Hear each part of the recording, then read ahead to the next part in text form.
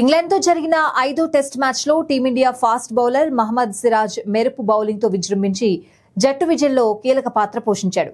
ఈ విజయంతో team India series ను 2-2తో సమం చేసిన విషయం తెలిసిందే.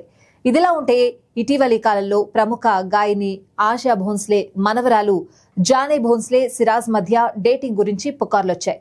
ఇద్దరు కలిసి ఓ పార్టీలో కనిపించారు. దీని తర్వాత ప్రేమ వ్యవహారం గురించి వార్తలు ఊపందుకున్నాయి. అయితే ఈ సంవత్సరం ప్రారంభంలో జానై ఈ పుకార్లను ఇన్స్టాగ్రామ్ లో తోసిపుచ్చింది.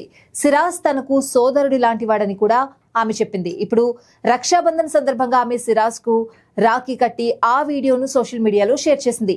ఆ ఇన్స్టాగ్రామ్ పోస్ట్ క్యాప్షన్ లో ఆమె హ్యాపీ రాఖీ, దీనికంటే గొప్పది మరొకటి ఉండదు అని రాసుకొచ్చింది. జానీ భోన్స్లే సిరాజ్ తన 23వ పుట్టినరోజు వేడుకలో కలిసి చాట్ చేస్తున్న ఫోటో ఆన్లైన్ లో వైరల్ అయిన తర్వాత డేటింగ్ పుకార్లు మొదలయ్యాయి. దీని తర్వాత ఆమె ఇన్స్టాగ్రామ్ లో సిరాజ్ తో ఉన్న ఒక ఫోటోను పోస్ట్ చేసి నా ప్రియమైన సోదరుడు అని రాసుకొచ్చింది.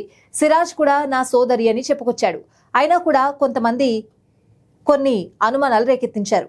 ఈ రాఖీ సందర్భంగా ఒక్క వీడియోతో అలాంటి వారి నోళ్లను మోయించారు జానీ భోన్స్లే సిరాజ్.